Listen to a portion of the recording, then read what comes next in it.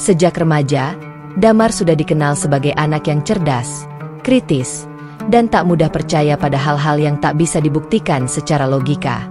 Ia tumbuh di rumah sederhana di Yogyakarta bersama ibunya, Siti Rahma, seorang janda yang taat beribadah.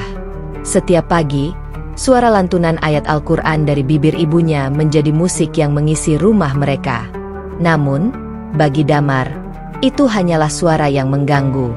"Apa gunanya semua itu, Bu?" ujarnya suatu pagi, saat melihat ibunya menutup Al-Quran setelah sholat subuh. "Ayah sudah meninggal. Hidup kita tetap susah. Allah yang ibu sembah itu, di mana? Kok enggak nolong kita?" Siti Rahma menatap anak semata wayangnya itu dengan mata berkaca. "Nak, jangan bicara begitu. Rezeki, hidup, dan ujian, semua datang dari Allah. Kita ini cuma hamba." "Sudahlah, Bu," potong Damar dengan nada tinggi. "Saya capek dengar semua itu. Kalau memang ada Tuhan, tunjukkan Dia ke saya." Sejak hari itu, Damar memutuskan berhenti ikut ibunya sholat, berhenti puasa, bahkan sering mengejek tetangga yang rajin ke masjid. Ia menyebut mereka orang yang percaya pada dongeng. Baginya, agama hanyalah cara orang lemah mencari harapan semu. Waktu terus berjalan. Damar kuliah di luar kota dan semakin jauh dari rumah. Semakin jauh pula dari nilai-nilai yang dulu diajarkan ibunya.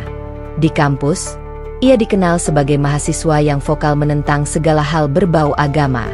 Ia suka berdebat, bahkan dengan dosen agama. Agama itu candu, katanya di hadapan teman-temannya. Kalau mau maju, jangan percaya hal-hal yang gak bisa dibuktikan. Ucapan itu membuat ibunya semakin sedih setiap kali mendengarnya dari tetangga. Namun, ia tak pernah berhenti mendoakan anaknya. Setiap malam, setelah tahajud, Siti Rahma menengadahkan tangan. Air matanya jatuh. Suaranya bergetar. "Ya Allah, kalau Engkau berkenan, tolong lembutkan hati anakku. Jangan biarkan ia mati dalam keadaan tak mengenal MU." Doa itu terus diulang setiap malam, tanpa pernah lelah. Sementara itu, Damar makin sukses. Ia lulus kuliah dengan nilai tinggi, diterima di perusahaan besar, dan mulai hidup mapan. Namun, kekosongan itu tetap ada. Ia sering terbangun di malam hari tanpa sebab, merasa hampa meski dikelilingi barang-barang mewah. Ia sering memandang cermin dan bertanya pada dirinya sendiri, apa benar hidup cuma sampai di sini? Suatu sore, saat Damar pulang menjenguk ibunya yang kini sudah menua, ia menemukan ibunya sedang sholat di ruang tamu kecil. Damar berdiri di pintu, memperhatikan wajah tua itu yang terlihat teduh meski lemah. Seusai salam, ibunya tersenyum dan mempersilakan Damar duduk. "Masih sempat sholat ya, Bu?" Damar berkata sinis. Padahal Allah nggak pernah kasih apa yang ibu minta. Siti Rahma hanya tersenyum. "Nak, bukan soal dikasih atau tidak. Sholat itu caranya kita bicara sama Allah. Kalau kamu mau tenang, cobalah bicara padanya juga." "Tuhan ibu itu nggak pernah bicara balik," jawab Damar dingin sambil berdiri. "Jadi buat apa saya bicara sama yang nggak pernah jawab?" Ucapan itu menampar hati ibunya. Namun, perempuan tua itu menahan air mata. Ia tahu, marah hanya akan menjauhkan anaknya lebih jauh. Ia hanya bisa menunduk dan berbisik lirih. "Suatu hari, kamu akan tahu, Nak." Malam itu, Damar bermimpi aneh. Ia berada di tempat gelap, sendiri, mendengar suara ibunya memanggil dari kejauhan. "Nak, jangan jauh dari cahaya." Ia berlari ke arah suara itu, tapi tak menemukan apapun kecuali kegelapan. Saat terbangun, tubuhnya berkeringat dingin. Tapi seperti biasa, ia menganggapnya mimpi biasa, bukan pertanda apapun. Waktu terus berlalu. Siti Rahma semakin sering sakit-sakitan. Tubuhnya lemah. Napasnya tersengal. Namun, setiap kali Damar datang, ia masih sempat tersenyum dan menanyakan kabar anaknya. "Dam, ibu cuma pengin satu hal," katanya suatu siang dengan suara parau. "Temani ibu ke Tanah Suci." "Ya, sekali aja. Ibu ingin umrah sebelum dipanggil Allah." Damar terdiam. Baginya, itu permintaan yang tak masuk akal. Ia tidak percaya pada ibadah, apalagi perjalanan spiritual. Tapi ketika melihat tubuh ibunya yang kurus dan wajahnya yang memucat, ada sesuatu di dadanya yang bergetar. "Bu, buat apa ke sana? Ibu kan tahu saya nggak percaya hal-hal begitu." "Ibu tahu," jawabnya lembut. "Tapi ibu juga tahu, kamu masih punya hati. Ibu cuma ingin kamu menemani ibu. Anggap saja ini perjalanan terakhir ibu." Ucapan itu membuat dada Damar sesak. Ia menatap ibunya yang mulai terisak pelan. Di dalam hatinya, ada pertarungan antara ego dan kasih sayang yang selama ini ia abaikan. Ia ingin menolak, tapi matanya tak bisa berpaling dari wajah Renta yang dulu selalu ia sakiti dengan kata-kata. Akhirnya, ia menghela napas panjang. "Baik, Bu, saya ikut. Tapi jangan harap saya ikut ritual apapun. Ya, saya cuma nemenin." Siti Rahma tersenyum lemah. "Terima kasih, Nak. Ibu nggak minta apa-apa lagi." Ketika malam tiba, Damar duduk di teras rumah sambil memandangi langit. Angin malam berhembus pelan, membawa aroma tanah dan doa yang tak terdengar. Di dalam rumah, ibunya sedang berdoa, dan entah mengapa kali ini, Damar tidak merasa terganggu. Ada sesuatu di hatinya yang berubah. Samar, tapi nyata. Seolah ada cahaya kecil yang mulai menembus kerasnya dinding keangkuhan yang ia bangun selama bertahun-tahun. Dan tanpa ia sadari, perjalanan menuju hidayah sudah dimulai. Bukan dengan ceramah, bukan dengan paksaan, tapi dengan cinta dan air mata seorang ibu yang tak pernah berhenti percaya. Beberapa minggu setelah Damar menyetujui permintaan ibunya untuk berangkat umrah, rumah kecil itu kembali hidup dengan semangat baru. Siti Rahma tampak lebih bersemangat menyiapkan segala kebutuhan. Di balik tubuh rentanya, terpancar kebahagiaan yang sulit dijelaskan. Ia sering tersenyum sendiri sambil menatap foto almarhum suaminya di meja kamar. "Pak, doaku hampir dijawab. Anak kita mau menemaniku ke Baitullah," bisiknya setiap malam. Damar memperhatikan perubahan itu dengan diam. Ia masih belum mengerti kenapa ibunya bisa sebegitu bahagia hanya karena akan pergi ke suatu tempat di tengah gurun. Ia sendiri menyiapkan perjalanan itu dengan setengah hati, lebih karena rasa kasihan ketimbang iman. Namun, meski tanpa niat ibadah, setiap langkah persiapan justru membuka matanya pada sesuatu yang baru. Saat mengantar ibunya ke pengajian untuk pembekalan umrah, Damar memperhatikan cara para jamaah saling membantu, saling mendoakan, dan saling tersenyum meski tak saling kenal. Ada kedamaian di wajah-wajah mereka yang tak pernah ia lihat di kantor, di jalan, atau di dunia yang selama ini ia jalani. Dalam hatinya ia bergumam, kenapa mereka terlihat tenang sekali, padahal hidup mereka juga penuh kesulitan. Hari keberangkatan pun tiba. Pagi itu, Damar menuntun ibunya ke bandara. Siti Rahma mengenakan mukena putih. Wajahnya berseri meski langkahnya tertatih. Saat memeluk Damar sebelum memasuki ruang tunggu, ia berbisik lembut. "Nak, terima kasih sudah mau menemani ibu. Allah pasti melihat kebaikan kecilmu ini."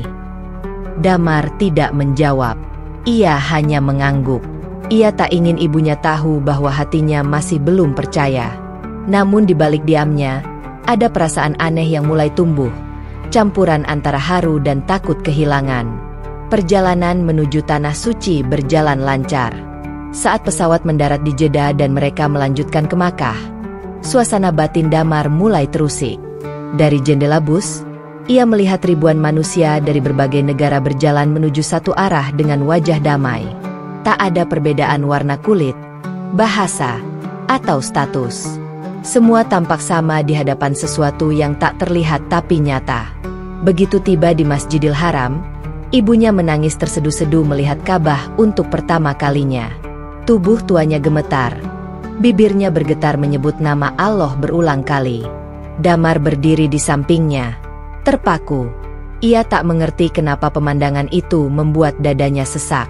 Ada getaran lembut yang menyentuh hatinya. Sesuatu yang tak bisa dijelaskan oleh logika yang selama ini ia banggakan. Dam, suara ibunya parau. Inilah rumah Allah. Tempat semua doa dikabulkan. Termasuk doa ibu buat kamu. Damar menelan ludah, mencoba menahan air mata yang tiba-tiba menggenang. Ia tidak ingin ibunya tahu bahwa untuk pertama kalinya, ia merasakan sesuatu yang lebih dalam dari sekadar rasa iba. Selama di sana, Damar menyaksikan keajaiban kecil yang membuatnya merenung. Ia melihat ibunya, yang semula lemah dan sulit berjalan, kini bisa menunaikan tawaf tanpa kelelahan berarti. Bahkan setelahnya, ibunya masih sempat membantu jamaah lain yang kesulitan. "Bu, kok ibu kuat banget sekarang?" tanyanya saat mereka istirahat di pelataran Masjidil Haram. Siti Rahma tersenyum. "Kekuatan itu bukan dari tubuh, Nak, tapi dari hati yang yakin." Jawaban itu sederhana, tapi menghantam keras dinding ego Damar. Ia terdiam lama, menatap Ka'bah yang berdiri tegak di depan mata.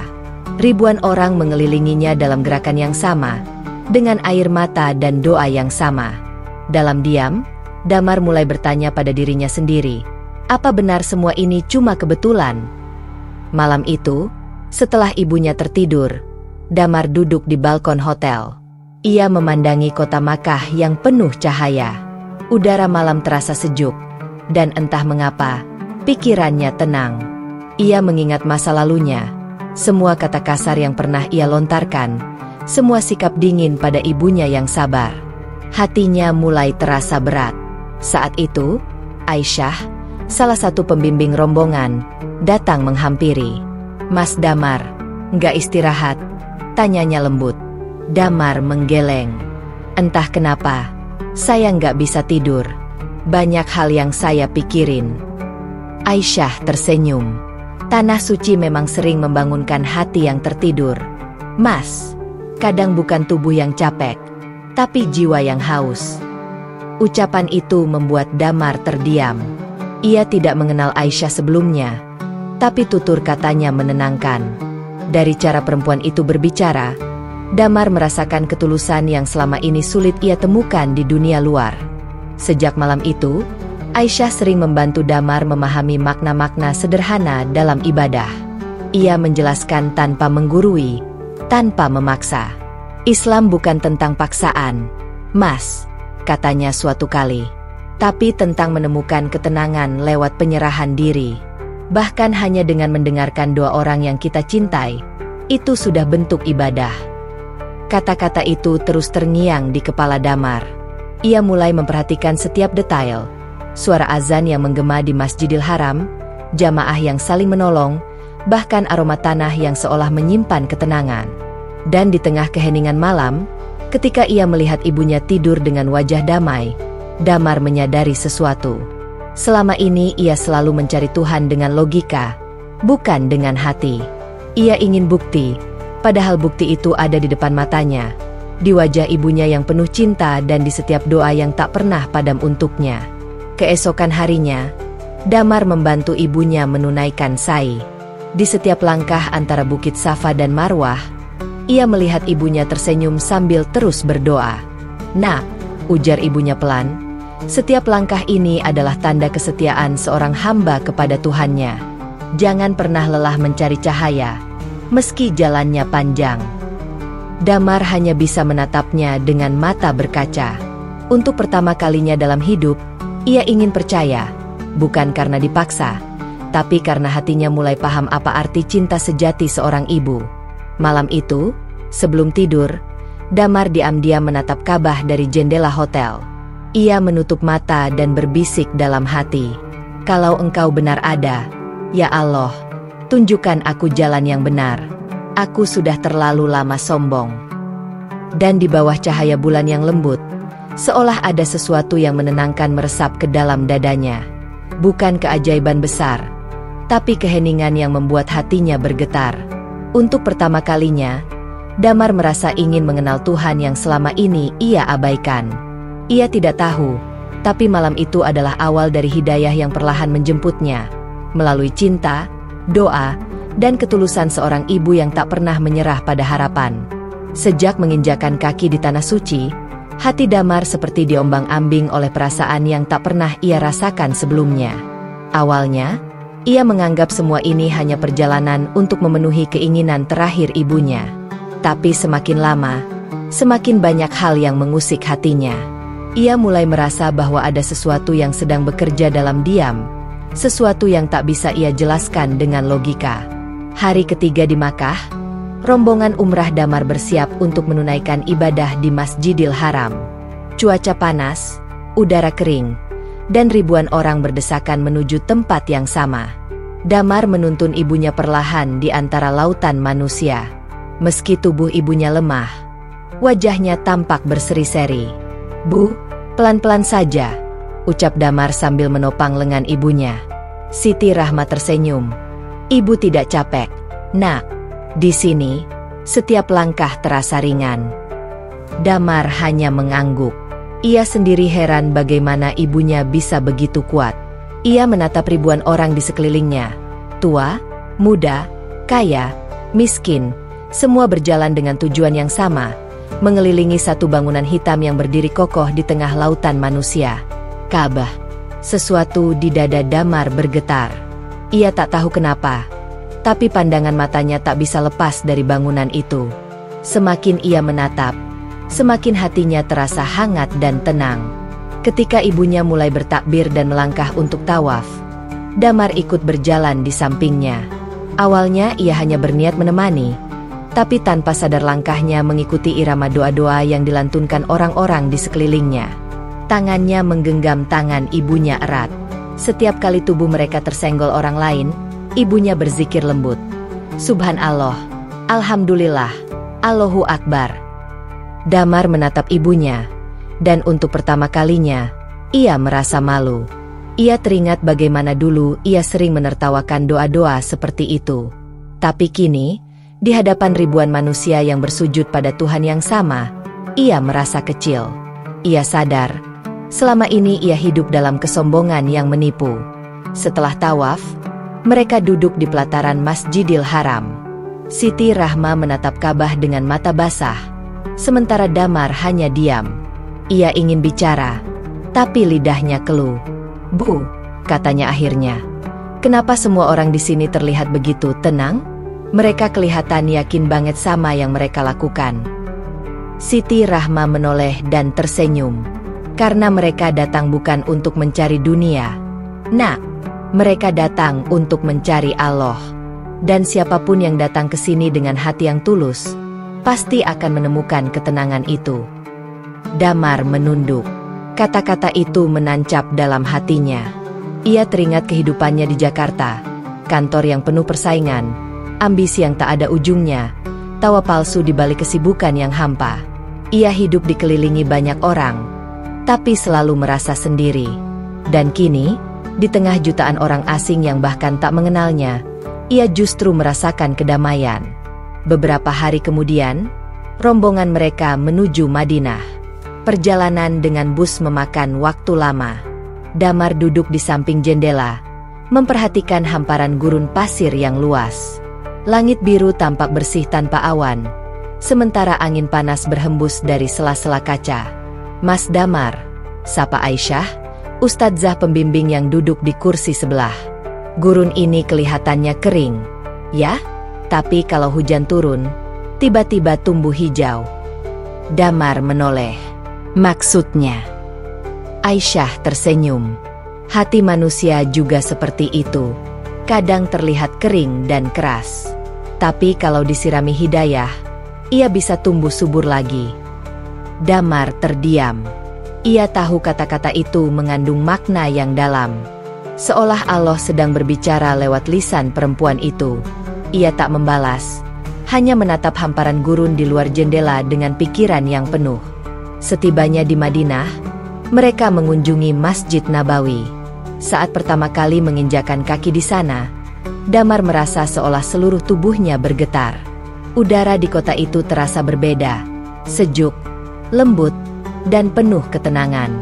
Ia melihat jamaah berdoa di makam Nabi Muhammad Shallallahu Alaihi Wasallam. Sebagian menangis haru. Ia tak paham kenapa mereka bisa begitu tersentuh oleh sosok yang sudah tiada. Tapi di hatinya muncul rasa kagum dan hormat yang tulus.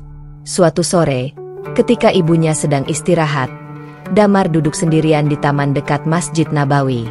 Ia memperhatikan burung-burung yang terbang rendah di antara jamaah. Seorang pria tua asal Turki duduk di sebelahnya. Wajahnya cerah, senyumannya ramah. "Kamu dari Indonesia?" tanya pria itu dengan logat berat. Damar mengangguk. "Iya. Pertama kali ke sini." "Iya, saya cuma nemenin ibu saya umrah." Pria tua itu menatapnya dalam-dalam. "Beruntung sekali kamu, anak muda. Banyak orang datang ke sini karena rindu. Kamu datang karena cinta seorang ibu. Itu panggilan yang lebih suci." Kata-kata itu membuat dada Damar terasa panas. Ia menunduk, tak sanggup membalas. Ia sadar, keputusannya menemani ibunya bukan hal kecil. Ada sesuatu yang lebih besar yang sedang Allah tunjukkan padanya. Malam harinya, saat kembali ke hotel, Damar menemukan ibunya sedang berdoa dengan tangan terangkat tinggi. Suaranya bergetar. "Ya Allah, jangan panggil hamba sebelum anak hamba mengenal MU." Damar berdiri di pintu kamar. Tubuhnya lemas. Air matanya menetes tanpa bisa ia tahan. Ia tak pernah tahu ibunya mendoakan hal sebesar itu. Ia pikir doa ibunya hanya untuk kesembuhan dan keselamatan. Ternyata, seluruh doa itu hanya tentang dirinya, anak durhaka yang tak pernah paham arti cinta seorang ibu. Malam itu Damar tak bisa tidur. Ia memandang langit Madinah yang bertabur bintang, lalu berbisik pelan, "Kalau engkau memang ada, buktikan pada saya. Saya ingin percaya." Udara malam terasa hangat, seolah menjawab lirihnya hatinya yang mulai terbuka. Dan untuk pertama kalinya dalam hidup, Damar merasa bahwa perjalanan yang dulu ia anggap tidak diinginkan, justru sedang menuntunnya ke arah yang paling ia butuhkan. Perjalanan menuju cahaya, yang berawal dari doa seorang ibu yang tak pernah padam. Hari itu, suhu di Makkah mencapai puncak panasnya. Udara seperti membakar kulit, dan pasir terasa menyengat di bawah kaki. Namun, di tengah terik yang kejam itu, ribuan orang tetap berjalan mengelilingi Ka'bah dengan wajah damai dan bibir berzikir. Di antara mereka, Damar berjalan perlahan sambil memegangi tangan ibunya. Siti Rahma tampak lemah, tapi semangatnya tak pernah pudar. Keringat membasahi wajahnya, tapi setiap langkahnya penuh keyakinan. Damar, yang sebelumnya hanya berniat menemani, kini benar-benar memperhatikan setiap gerak ibunya. Ia melihat sesuatu yang berbeda di sana, bukan sekadar ritual, melainkan ketundukan yang tulus. "Bu, kalau capek istirahat dulu," ujar Damar lembut. Ibunya menatapnya sambil tersenyum. "Tidak apa-apa, Nak. Justru di sini ibu merasa kuat." Mereka melanjutkan tawaf. Damar mengamati wajah-wajah di sekitarnya. Orang-orang tua yang meneteskan air mata, anak muda yang menggandeng orang tuanya, dan jamaah dari berbagai bangsa yang semua berputar dalam arah yang sama. Tak ada yang bicara keras, tak ada yang merasa lebih mulia. Semua tunduk pada satu arah, ke rumah Tuhan. Hatinya mulai bergetar. Ada sesuatu yang menekan dadanya, membuatnya sulit bernapas, tapi bukan karena panas atau lelah. Rasa itu datang dari dalam, dari bagian terdalam yang selama ini ia abaikan. Ketika putaran ketujuh hampir selesai, tiba-tiba ibunya kehilangan keseimbangan. Tubuh renta itu limbung dan hampir terjatuh. Refleks, Damar memeluknya kuat-kuat. "Bu, Bu," serunya panik. Siti Rahma menatapnya dengan mata berkaca, tersenyum samar. "Ibu tidak apa-apa, Nak. Ibu hanya terlalu bahagia. Allah masih kasih ibu kesempatan menyelesaikan tawaf ini bersama kamu." Damar terdiam. Ada rasa sesak yang menahan tenggorokannya. Ia menggenggam tangan ibunya erat-erat, menuntunnya menyelesaikan putaran terakhir. Saat mereka sampai di depan Ka'bah, ibunya berhenti. Ia mengangkat tangan, menatap langit, dan berbisik, "Ya Allah, terima kasih karena Engkau tidak pernah lelah menunggu hamba-Mu yang tersesat." Damar menatap ibunya yang berdoa dengan begitu khusyuk. Untuk pertama kalinya, ia melihat cahaya di wajah tua itu. Cahaya yang tak berasal dari matahari, tapi dari ketulusan yang murni. Ia merasa kecil, hina, dan penuh dosa. Sore harinya, setelah salat maghrib di Masjidil Haram, Damar duduk di pelataran masjid. Langit Makkah mulai berubah warna keemasan. Suara adzan Isya terdengar indah, menggema lembut di antara dinding-dinding putih. Di sekitarnya, orang-orang menunduk dalam sujud. Ia memperhatikan mereka satu persatu. Tidak ada yang sombong, tidak ada yang mengeluh. Semua menyerahkan diri sepenuhnya pada Tuhan yang sama. Sebuah pertanyaan besar muncul di benaknya. Bagaimana mungkin aku selama ini menolak sesuatu yang begitu indah? Tanpa sadar, air mata menetes dari matanya. Ia menutup wajah dengan kedua tangan. Dalam diam, hatinya berperang antara logika yang selalu menolak dan hati yang mulai menyerah. Ia ingin berdoa, tapi tak tahu bagaimana caranya. Saat itu, Aisyah, sang ustadzah pembimbing, datang menghampiri. "Mas Damar, kenapa duduk di sini sendirian?" tanyanya lembut. Damar mengusap air matanya cepat-cepat. "Saya cuma nggak tahu, Bu. Saya merasa aneh. Ada sesuatu di hati saya yang rasanya berat, tapi juga tenang." Aisyah tersenyum hangat. Mungkin itu tanda Allah sedang menyentuh hati Mas Damar. Kadang, hidayah datang bukan lewat kata-kata, tapi lewat rasa yang tak bisa dijelaskan.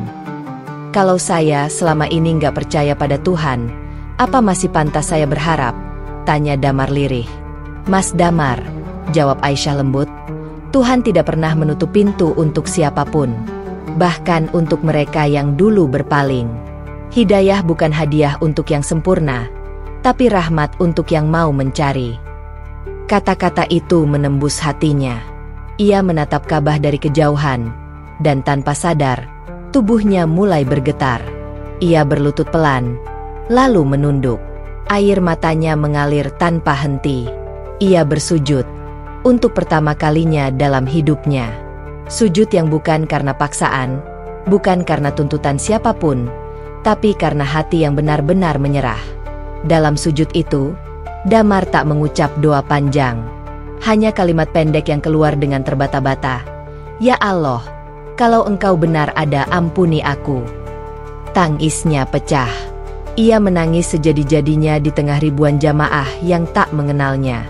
Tapi entah kenapa, ia tidak malu. Justru di dalam tangis itu, ia merasakan ketenangan yang belum pernah ia temukan seumur hidupnya. Seseorang menepuk pundaknya. Ia menoleh dan mendapati ibunya berdiri di belakang. Wajahnya basah oleh air mata. "Nak," suara ibunya bergetar. "Ibu tahu saat kamu sujud, bukan ibu yang mendengar doamu, tapi Allah sendiri." Damar memeluk ibunya erat-erat. Keduanya menangis bersama di bawah langit Makkah. Suara takbir bergema dari segala arah, seolah menjadi saksi bahwa satu jiwa baru saja kembali menemukan Tuhannya. Sejak malam itu, sesuatu dalam diri Damar berubah. Ia mulai ikut salat berjamaah dengan ibunya, mendengarkan bacaan imam dengan khusyuk, meski belum hafal gerakannya. Ia tak lagi memandang agama sebagai beban, melainkan sebagai jalan pulang. Ketika rombongan mereka bersiap kembali ke Indonesia, Aisyah mendekatinya sambil berkata, "Mas Damar, tidak semua orang beruntung bisa mendapat hidayah di tempat suci ini. Tapi ingat, mempertahankannya jauh lebih berat daripada mendapatkannya." Damar mengangguk. "Saya tahu, tapi kali ini, saya nggak mau kehilangan lagi." Di pesawat, saat menatap langit yang membentang luas di luar jendela, Damar memegang tangan ibunya dan berbisik pelan, "Bu, terima kasih sudah nggak pernah berhenti percaya pada saya. Kalau bukan karena doa ibu, mungkin saya nggak akan pernah sujud." Siti Rahma menatap anaknya dengan mata penuh cinta. "Nak, doa ibu tidak pernah sia-sia. karena setiap air mata ibu jatuh di bawah langit yang sama dengan Tuhanmu. Damar tersenyum, menatap awan yang berlapis-lapis seperti hamparan putih menuju surga. Untuk pertama kalinya dalam hidup, ia benar-benar merasa pulang, bukan ke rumah di dunia, tapi ke rumah yang sesungguhnya, ke dalam pelukan iman dan kasih Allah. Sejak kembali dari Tanah Suci, kehidupan Damar berubah perlahan tapi pasti. Ia tak lagi menghabiskan waktu di kafe hingga larut malam atau memaki ibunya karena hal sepele. Kini, setiap pagi ia bangun lebih awal, membantu ibunya menyiapkan sarapan, lalu duduk di ruang tamu membaca buku-buku yang dulu ia anggap membosankan, buku tentang kehidupan Rasulullah, tentang makna sabar, tentang cinta kepada ibu. Namun, meski hatinya telah menemukan arah, Damar masih merasa seperti bayi yang baru belajar berjalan. Ia ingin mempelajari Islam lebih dalam, tapi tak tahu harus mulai dari mana. Suatu hari, ia mendapat pesan dari Aisyah, ustadzah yang dulu membimbing jamaah umroh mereka. "Assalamualaikum, Mas Damar. Apa kabar? Kalau berkenan, saya sedang membuka kelas kajian pemula setiap Sabtu pagi. Bisa ikut jika ingin belajar dari dasar." Damar membaca pesan itu berulang kali. Ia tersenyum kecil. "Mungkin ini memang waktunya," gumamnya pelan. Ia membalas dengan singkat tapi mantap. "Insya Allah, Ustadzah, saya datang." Sabtu pagi itu, suasana di rumah belajar Aisyah begitu menenangkan. Halamannya dipenuhi tanaman hijau, suara burung bersahutan, dan aroma kopi hitam menguar dari dapur. Di teras, beberapa peserta kajian duduk melingkar sambil membawa mushaf kecil. Damar duduk di pojok, agak canggung, tapi berusaha memperhatikan. Aisyah datang mengenakan gamis putih dan jilbab lembut warna krem. Wajahnya memancarkan ketenangan yang menular. Ia menyapa satu persatu muridnya dengan senyum hangat. Saat pandangannya bertemu dengan Damar, ia tersenyum dan berkata pelan, "Alhamdulillah, Mas Damar datang juga. Selamat datang kembali di jalan cahaya." Kalimat itu membuat dada Damar bergetar. Ia menunduk, malu, tapi juga bersyukur. Kajian dimulai. Hari itu, Aisyah membahas tentang taubat dan rahmat Allah. Ia menjelaskan dengan bahasa yang lembut, penuh kasih, tanpa menghakimi. "Jangan pernah merasa terlambat untuk berubah," ucapnya. "Allah tidak menilai masa lalumu untuk menolakmu, tapi menilai langkahmu hari ini untuk mengangkatmu." Damar mendengarkan setiap kata seolah sedang minum air di padang tandus. Setiap kalimat terasa menembus hatinya yang dulu kering oleh kesombongan. Saat Aisyah menyebut bahwa bahkan orang yang paling berdosa pun masih bisa jadi kekasih Allah jika ia tulus bertaubat, air matanya jatuh tanpa bisa ditahan. Aisyah menatapnya sekilas, lalu tersenyum lembut. Ia tahu, hati Damar sedang disembuhkan oleh kalimat-kalimat yang bukan hanya ilmu, tapi juga cinta dari langit. Hari demi hari berlalu. Damar rutin mengikuti kajian. Ia belajar membaca Al-Quran dari nol, mempelajari arti wudhu, hingga cara salat yang benar. Tidak jarang, ia melakukan kesalahan kecil, bacaan yang keliru, gerakan yang terlambat. Tapi Aisyah tak pernah menegur dengan kasar. Ia selalu menuntun dengan sabar. Suatu hari, setelah kelas selesai, Damar menghampirinya. "Ustadzah, saya dulu banyak berdosa. Saya bahkan sering menghina orang-orang beragama. Apa Allah benar-benar mau menghapus semua itu?" Aisyah menatapnya dalam-dalam, lalu berkata pelan, "Mas Damar, kalau dosa itu sebesar gunung, tapi tobatmu tulus, rahmat Allah jauh lebih tinggi dari langit. Allah itu bukan hanya maha adil, tapi juga maha penyayang." Damar menunduk. Air matanya menetes lagi. "Saya ingin seperti Ustadzah, bisa tenang, bisa sabar, bisa dekat dengan Allah tanpa takut." Aisyah tersenyum kecil. "Kalau begitu, jangan ingin jadi seperti saya. Jadilah dirimu yang baru, yang Allah cintai karena ketulusanmu.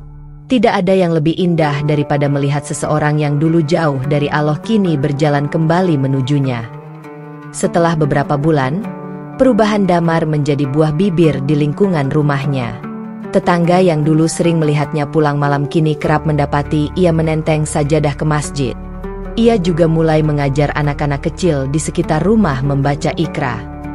Ibunya, Siti Rahma, sering menangis diam-diam setiap kali melihat anaknya mengimami salat maghrib di ruang tamu. "Ya Allah, Engkau telah mengembalikan anakku lebih baik dari yang pernah aku bayangkan," bisiknya lirih. Suatu sore, setelah kajian rutin, Aisyah menghampiri Damar. "Mas Damar, minggu depan saya akan berangkat ke Makkah lagi untuk mendampingi rombongan umroh. Ibu kamu ikut juga?" "Ya." "Iya, Ustadzah," jawab Damar sambil tersenyum. Beliau ingin bersyukur karena katanya doanya terkabul. Anak durhakanya akhirnya mau sujud. Aisyah tertawa lembut.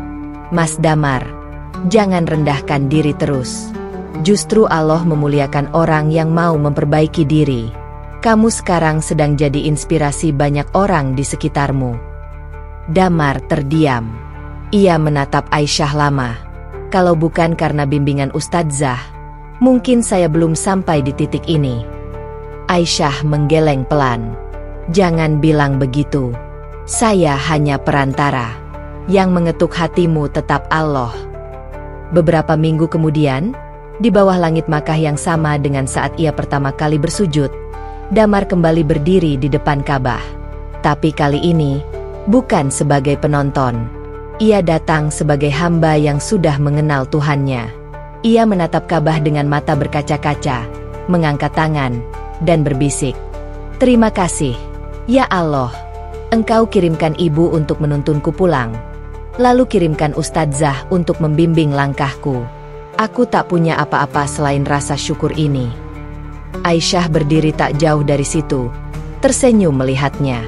Dalam hatinya, ia tahu, lelaki itu bukan lagi Damar yang dulu keras kepala dan penuh ego.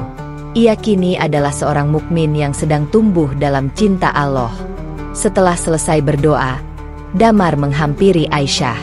"Ustadzah," katanya perlahan, "doakan saya supaya bisa terus istiqomah. Saya nggak mau kehilangan cahaya ini." Aisyah menatapnya dengan mata teduh.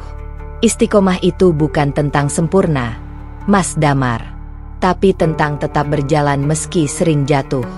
Selama kamu mau bangkit, Allah tak akan meninggalkanmu." Sejak hari itu, hubungan mereka menjadi semakin dekat. Bukan karena cinta duniawi, tapi karena ikatan spiritual yang sama-sama mereka rasakan. Damar menemukan bimbingan, sementara Aisyah melihat kebesaran Allah melalui perubahan seorang hamba. Dan di antara doa-doa yang terucap di Tanah Suci, ada satu doa yang selalu Damar panjatkan dengan lirih. "Ya Allah, jika Engkau menghendaki, izinkan aku mencintai orang yang Engkau utus untuk mengenalkanku pada MU, bukan karena kecantikannya, tapi karena imannya." Sementara di sisi lain, Aisyah pun berdoa dalam diam. "Ya Rab, jika Engkau menulis takdir kami bersatu, jadikan itu bukan karena rasa, tapi karena Engkau ridha." Dua hati yang dulu asing kini sama-sama sujud di tempat yang sama. Dalam keheningan Makkah yang sakral, mereka tak tahu bahwa doa mereka sedang didengar oleh langit. Langit Makkah sore itu berwarna keemasan. Sinar matahari menembus lembut celah-celah menara Masjidil Haram, menciptakan bayangan panjang di lantai marmer yang dingin. Damar duduk bersila tak jauh dari Ka'bah, ditemani oleh ibunya yang tengah berzikir dengan tenang. Dari kejauhan, ia melihat Aisyah sedang membimbing beberapa jamaah wanita. Senyum lembutnya tetap sama seperti dulu, menenangkan, namun menimbulkan rasa yang tak bisa ia pahami. Damar menunduk. Ia beristighfar dalam hati. Ia tahu, perasaan yang mulai tumbuh di hatinya harus tetap dijaga. "Ya Allah, aku tak ingin mencintai karena nafsu, tapi karena Engkau yang menanamkan," bisiknya lirih. Perjalanan umrah kali ini berbeda dari sebelumnya. Ia tak lagi menjadi penonton yang bingung, tapi seorang muslim yang benar-benar memahami makna setiap ibadah. Ketika berwudu, ia merasa seolah dosa-dosa masa lalunya luruh bersama setiap tetes air. Saat tawaf, ia berdoa bukan hanya untuk dirinya, tapi juga untuk ibunya dan seseorang yang kini diam-diam mengisi ruang hatinya, Aisyah. Suatu malam setelah salat Isya, Damar mendatangi pelataran masjid. Ia ingin berdoa sendirian di bawah langit Makkah yang bertabur bintang. Suara zikir jamaah lain terdengar seperti nyanyian yang menenangkan. Dalam keheningan itu, ia menengadahkan tangan dan berbisik pelan. Ya Allah, dulu aku sombong. Aku menolak Engkau, menolak agama MU. Tapi kini aku datang memohon. Jika Engkau berkenan, izinkan aku mencintai seseorang yang bisa membimbingku lebih dekat pada MU. Jika bukan dia, maka hapuskan rasa ini dan gantikan dengan ketulusan.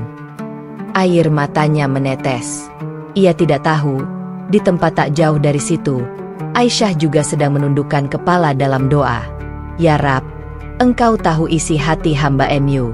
Aku takut mencintai seseorang hanya karena dunia. Tapi jika Engkau menulis namanya dalam takdirku, jadikan pertemuan kami jalan menuju ridha MU. Dua doa yang terucap pada malam yang sama, tanpa keduanya saling tahu, mengalir naik ke langit, bersatu di hadapan Tuhan yang Maha mengetahui isi hati manusia.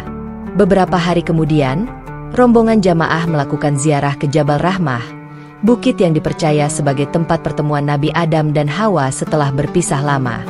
Damar membantu ibunya menaiki tanjakan pelan-pelan, sedangkan Aisyah berjalan beberapa langkah di depan sambil membimbing jamaah wanita. Saat sampai di puncak, angin gurun berhembus lembut membawa aroma pasir dan harapan. Dari sana, seluruh padang Arafah terlihat begitu luas dan sunyi. Damar berdiri di tepi batu besar, menatap ke langit. Ia teringat semua masa lalunya, masa di mana ia memaki ibunya, menolak agama, dan hidup tanpa arah. Kini, di tempat ini, ia hanya ingin menjadi seseorang yang layak disebut hamba Allah. Aisyah menghampirinya pelan. Mas Damar, katanya, disinilah banyak orang berdoa memohon jodoh yang diridai Allah. Tapi ingat, doa tentang cinta bukan hanya tentang memiliki, tapi tentang saling menguatkan dalam kebaikan. Damar tersenyum samar. Saya tahu, Ustadzah. Saya tidak berani meminta terlalu banyak. Saya cuma ingin Allah memberi saya seseorang yang bisa membuat saya lebih baik. Siapapun itu. Aisyah menatapnya sejenak, lalu menunduk. Kalau begitu, semoga doa itu didengar langit hari ini. Mereka berdua kemudian berdiri diam, masing-masing dalam doa pribadi. Di antara jutaan doa yang terpanjat di padang Arafah, mungkin dua hati itu diam-diam saling bertaut dalam takdir yang mulai ditulis Tuhan dengan lembut.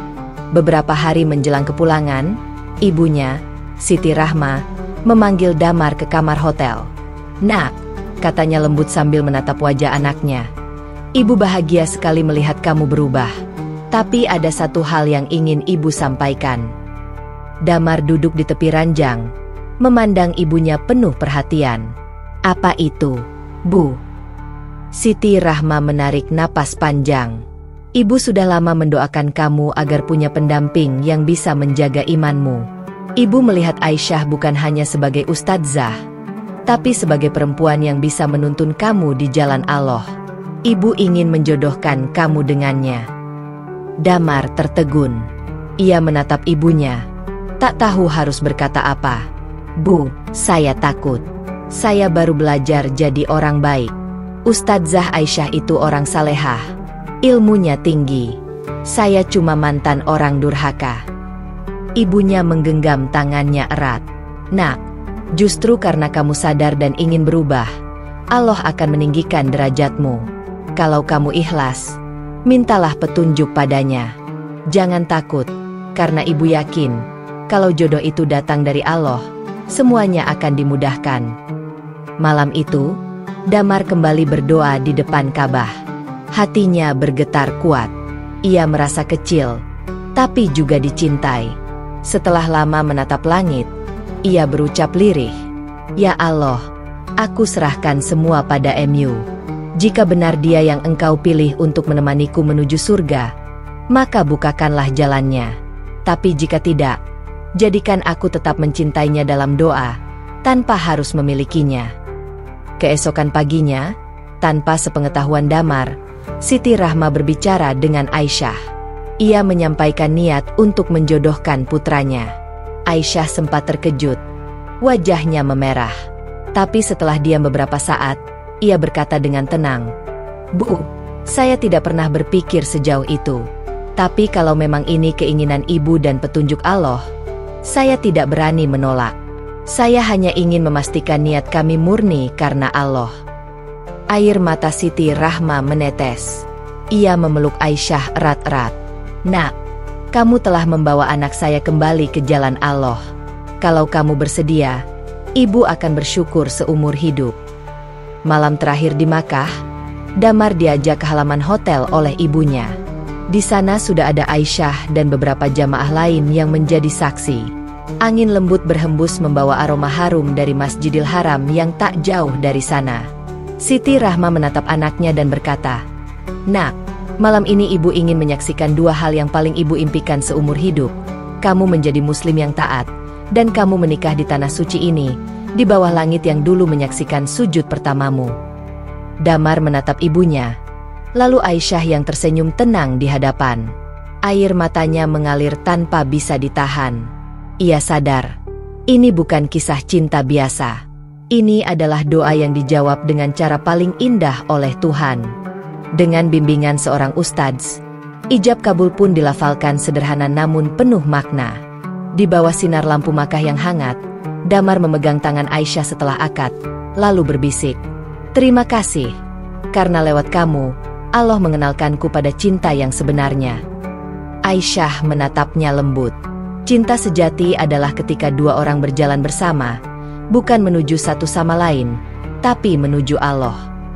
Malam itu, Makkah menjadi saksi. Seorang pria yang dulu tak percaya Tuhan kini mengikrarkan cinta dan imannya di tempat paling suci di dunia. Air mata, doa, dan senyum bercampur menjadi satu, menandai babak baru dalam hidup Damar dan Aisyah. Dan di antara lantunan doa yang tak henti mengalun, suara Siti Rahma terdengar lirih. "Ya Allah, Engkau telah mengubah anakku dari durhaka menjadi hamba-Mu yang taat. Kini, ia bukan hanya sujud untuk dirinya, tapi juga untuk cinta yang Kau restui. Terima kasih, Ya Rab." Langit malam Makkah begitu tenang. Dan di bawahnya, dua hati yang pernah tersesat kini berjalan bersama menuju cahaya yang sama, cahaya hidayah dan cinta yang diridai Allah. Fajar baru saja merekah di langit Makkah. Udara pagi terasa sejuk dan damai, jauh berbeda dari panas siang yang menyengat. Suara azan subuh bergema lembut, memantul di dinding-dinding putih Masjidil Haram. Di sela gemuruh takbir para jamaah, dua insan yang telah dipertemukan oleh takdir bersiap menapaki babak baru dalam hidup mereka. Damar menatap wajahnya di cermin kamar hotel. Wajah itu masih tampak sederhana, tanpa kilau kekayaan, tanpa gelar besar. Tapi hari itu, matanya memancarkan sesuatu yang berbeda, cahaya keyakinan. Ia mengenakan gamis putih yang dipinjamkan salah satu jamaah pria, memegang tasbih kecil yang dulu diberikan ibunya di hari pertama umrah. Sementara itu, di kamar lain, Aisyah tengah dibantu jamaah wanita mengenakan abaya putih gading yang anggun. Wajahnya berseri, tapi tetap menunduk rendah, menjaga kesederhanaan yang selalu menjadi ciri khasnya. Di hatinya berulang kali ia berdoa, "Ya Allah, aku tidak menikah karena dunia, tapi karena Engkau. Jadikan rumah tangga kami jalan menuju ridha-Mu." Pernikahan itu berlangsung di ruang sederhana dekat pelataran Masjidil Haram. Tidak ada pelaminan mewah, tidak ada pesta, hanya selembar sajadah, beberapa saksi, dan air mata kebahagiaan. Ustadz yang memimpin akad duduk di antara mereka dengan senyum menenangkan. Di sisi kanan Damar, ibunya, Siti Rahma, menatap anaknya dengan mata berkaca-kaca. Sementara di sisi kiri, Aisyah duduk tenang menunduk. Jemarinya menggenggam tasbih kecil berwarna hijau muda.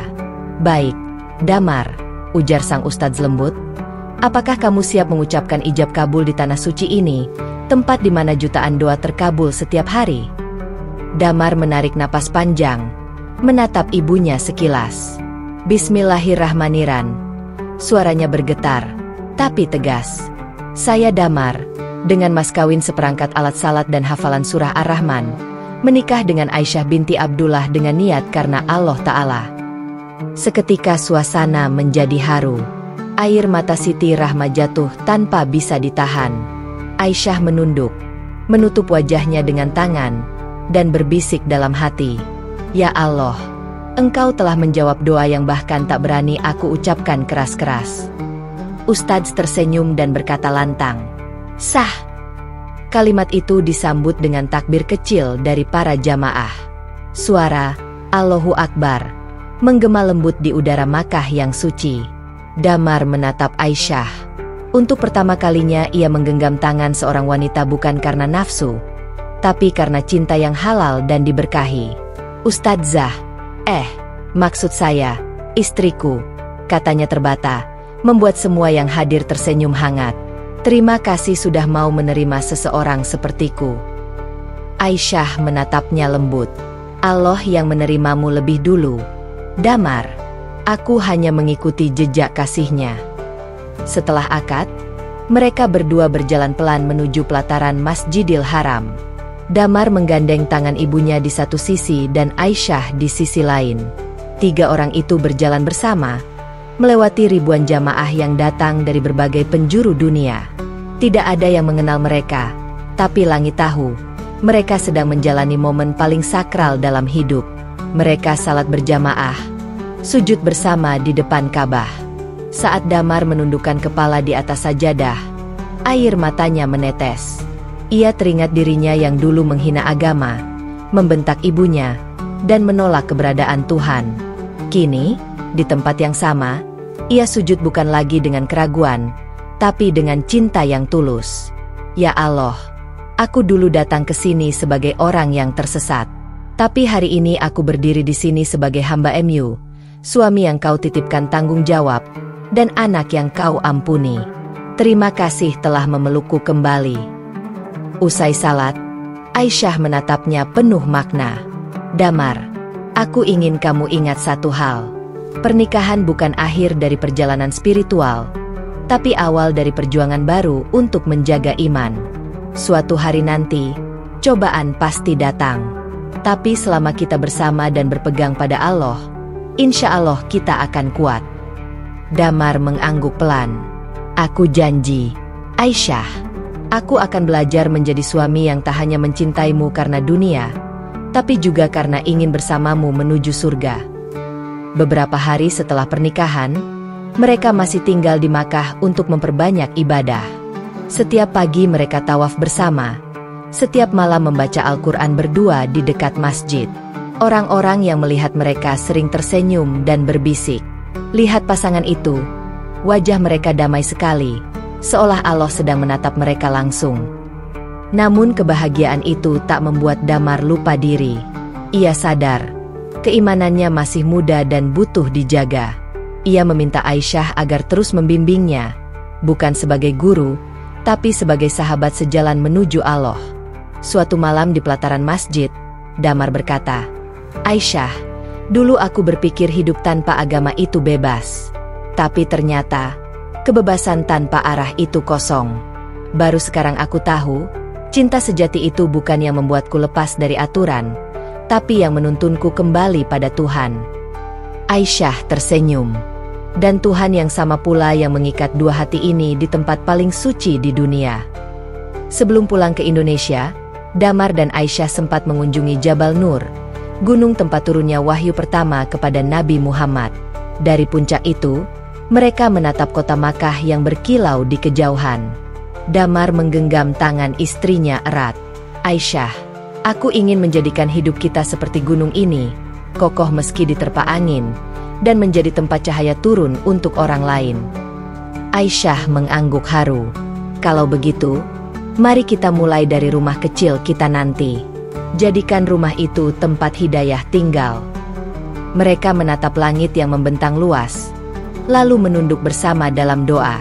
"Ya Allah, kami menikah bukan untuk mencari bahagia semata, tapi untuk mencari ridha MU. Jadikan rumah tangga kami jalan menuju surga, bukan sekadar pelabuhan di dunia." Ketika pesawat mereka lepas landas meninggalkan Makkah, Damar menatap keluar jendela. Ka'bah tampak semakin kecil, namun jejak spiritual yang tertinggal di hatinya terasa begitu besar. Ia menggenggam tangan Aisyah dan berbisik, "Aku berjanji, setelah ini, hidupku hanya akan aku isi dengan kebaikan. Aku ingin setiap langkah kita jadi amal yang Allah catat sebagai cinta." Aisyah menatapnya dengan mata teduh. "Dan aku akan selalu mengingatkanmu jika suatu hari kamu goyah. Karena mencintai itu bukan sekadar merasa, tapi juga menguatkan." Siti Rahma yang duduk di kursi sebelah menatap mereka sambil tersenyum bahagia. Dalam hati ia berdoa, "Ya Allah, Engkau telah memberi lebih dari yang aku minta. Dulu aku hanya ingin anakku sujud, tapi Engkau memberinya iman, cinta, dan pasangan salehah. Terima kasih, ya Rab." Pesawat itu terus melaju menembus awan putih. Damar memejamkan mata. Hatinya penuh rasa syukur. Ia tahu, perjalanan hidupnya masih panjang. Tapi kini ia tidak berjalan sendirian. Di sisinya ada cinta yang diridai. Dan di hatinya ada iman yang takkan ia lepaskan lagi. Langit maka semakin jauh. Tapi di dada Damar, cahaya sujud pertamanya tetap menyala. Menjadi lentera yang akan menuntunnya sampai akhir hayat. Beberapa bulan setelah kembali dari Makkah, kehidupan Damar dan Aisyah perlahan menemukan ritmenya. Mereka tinggal di sebuah rumah sederhana di pinggiran kota, tak jauh dari masjid yang setiap hari menjadi pusat aktivitas warga. Rumah itu kecil, tapi penuh keberkahan. Di dindingnya tergantung kaligrafi bertuliskan, "Baiti Jannati, rumahku adalah surgaku." Setiap pagi, Damar membuka hari dengan azan subuh di masjid. Ia kini menjadi muazin sekaligus pengurus kecil di sana. Tak jarang, suaranya menggema lembut membangunkan para tetangga yang dulu mengenalnya sebagai pemuda keras kepala dan suka berdebat soal agama. Kini, banyak orang menatapnya dengan kagum dan berkata lirih, "Subhanallah, inilah bukti bahwa hidayah Allah tak pernah mengenal masa lalu seseorang." Sementara Aisyah, dengan penuh kasih mengajar anak-anak sekitar mengaji di teras rumah. Suaranya lembut dan sabar. Anak-anak kecil duduk bersila, menyimak huruf demi huruf hijayah yang ia ajarkan. Bagi Aisyah, mengajar bukan sekadar berbagi ilmu, tapi juga cara menjaga cinta kepada Allah tetap hidup di rumah mereka. "Rumah ini harus jadi tempat cahaya, Mas," katanya suatu sore. "Kalau orang datang, mereka harus merasakan ketenangan, bukan sekadar melihat keindahan." Damar mengangguk, memandangi istrinya penuh kagum. Ia tahu, di balik kelembutan Aisyah, tersimpan keteguhan iman yang luar biasa. Suatu hari, Damar mendapat kabar bahwa masjid di kampung halamannya sedang kekurangan imam tetap. Pengurus masjid yang dulu sering ia debat waktu masih sombong itu kini memintanya untuk membantu selama bulan Ramadan. "Aku takut mereka masih ingat kesalahanku dulu," ucap Damar dengan nada ragu. Aisyah menatapnya lembut. "Kalau dulu engkau dikenal sebagai pembantah, kini tunjukkan bahwa engkau sudah jadi penuntun. Datanglah bukan untuk membuktikan diri, tapi untuk mengabdi." Kata-kata itu menancap kuat di hati Damar. Ia pun pulang ke kampung, membawa Aisyah dan ibunya. Begitu tiba, suasana haru langsung terasa. Warga menyambut dengan senyum ragu namun penuh hormat. Seorang bapak tua mendekat dan menepuk bahunya pelan. "Damar, kami semua saksi perubahanmu.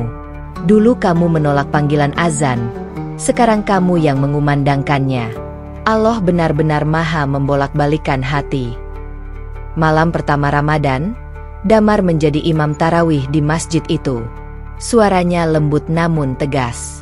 Saat membaca ayat-ayat tentang ampunan, ia tak bisa menahan air mata. Di barisan belakang, ibunya menangis terisak. Bukan karena sedih, tapi karena bahagia melihat anaknya menjadi cahaya di tempat yang dulu menjadi saksi gelapnya masa lalu. Setelah salat, banyak anak muda mendekatinya. Salah satunya berkata, "Mas Damar, aku dulu juga ragu soal agama. Tapi setelah lihat perubahanmu, aku mulai belajar lagi tentang Islam." Damar menepuk bahu pemuda itu. "Kalau aku bisa berubah, siapapun bisa. Allah itu maha penyayang. Dia tak menolak siapapun yang mau kembali." Malam itu, Damar dan Aisyah duduk berdua di serambi masjid, memandangi langit yang dipenuhi bintang. Mas, kata Aisyah lirih, kadang aku berpikir, mungkin Allah mempertemukan kita bukan hanya untuk saling mencintai, tapi untuk saling menguatkan agar bisa menuntun orang lain. Damar tersenyum. Benar, cinta kita bukan untuk berhenti di rumah ini, tapi untuk menjadi jalan hidayah bagi orang lain. Hari demi hari, kehidupan mereka semakin bermakna. Rumah kecil mereka sering menjadi tempat singgah bagi siapa saja yang butuh nasihat. Ada pemuda yang kehilangan arah, ada janda yang kesulitan ekonomi, ada anak-anak yatim yang butuh tempat belajar. Semua diterima dengan hati terbuka. Aisyah memasak seadanya. Damar menyiapkan tikar di ruang tamu. Kalau kita menolong dengan ikhlas, Allah pasti cukupkan rezeki, ucap Aisyah setiap kali Damar khawatir. Aneh tapi nyata. Meski penghasilan mereka tidak besar, rumah itu tak pernah kekurangan makanan. Suatu malam, setelah berbuka puasa bersama warga, Damar menatap Aisyah dan berkata, "Aku dulu mengejar logika, tapi sekarang aku lebih percaya pada keberkahan. Ternyata ketika kita hidup untuk Allah, segala sesuatu jadi mudah." Aisyah menjawab lembut, "Karena Allah tak melihat banyaknya harta, tapi tulusnya niat." Waktu berlalu, reputasi Damar sebagai guru ngaji dan pembicara kajian semakin dikenal. Namun ia tidak pernah ingin dianggap ustadz. "Aku ini masih belajar," katanya rendah hati setiap kali orang memanggilnya dengan sebutan itu. Yang membuatnya bahagia bukanlah penghormatan, tapi saat melihat ibunya duduk di barisan jamaah wanita, tersenyum bangga setiap kali mendengar anaknya berbicara tentang kebesaran Allah. Siti Rahma kini sering berkata pada tetangga, "Dulu aku minta hidayah untuk anakku, tapi ternyata Allah memberi lebih. Ia menjadikan anakku jalan hidayah bagi orang lain." Suatu sore menjelang Idul Fitri, Damar duduk di beranda rumah sambil menatap matahari yang perlahan tenggelam. "Aisyah," katanya pelan, "perjalanan kita sudah jauh. Dulu aku hanyalah pemuda yang menolak kebenaran. Tapi Allah begitu sabar membimbingku. Kalau suatu hari nanti aku dipanggil lebih dulu, aku ingin kamu teruskan dakwah kecil ini." Aisyah menatapnya haru. "Jangan bicara begitu, Mas. Tapi kalaupun hari itu tiba, aku akan terus menyebarkan cinta seperti yang kau ajarkan. Cinta yang tidak membuat lupa pada Allah." Damar menggenggam tangannya erat. "Aku bahagia bukan karena hidupku sempurna, tapi karena akhirnya aku tahu arti sujud yang sebenarnya." Malam takbiran tiba. Suara gema takbir menggema di seluruh kampung. Damar memeluk ibunya dan Aisyah dengan air mata menetes. Dalam sujud malam terakhir Ramadan itu, ia berdoa lama. "Ya Allah, Engkau yang telah mengubahku dari gelap menjadi terang. Jangan biarkan cahaya ini padam. Jadikan rumah ini tempat lahirnya iman bagi siapapun yang datang." Angin malam berhembus lembut membawa aroma tanah basah. Dari kejauhan, suara anak-anak yang dulu diajari Aisyah membaca Iqra terdengar tertawa riang. Hidup mereka sederhana, tapi setiap hari adalah ibadah. Dan di setiap langkahnya, Damar kini sadar bahwa hidayah bukan akhir perjalanan, melainkan awal dari tugas mulia, menjaga cahaya itu agar terus menerangi diri dan orang lain. Ia menatap Aisyah dan berbisik, "Dulu aku mencari Tuhan lewat perdebatan, tapi kini aku menemukannya lewat cinta dan pengabdian." Aisyah tersenyum dan membalas pelan, "Dan aku mencintaimu karena Allah, bukan hanya karena dunia." Di bawah langit malam yang penuh takbir, dua hati itu bersyukur, karena mereka telah menjadi saksi hidup bahwa cinta sejati adalah yang menuntun menuju iman, dan rumah yang penuh hidayah adalah surga kecil yang Allah turunkan di dunia.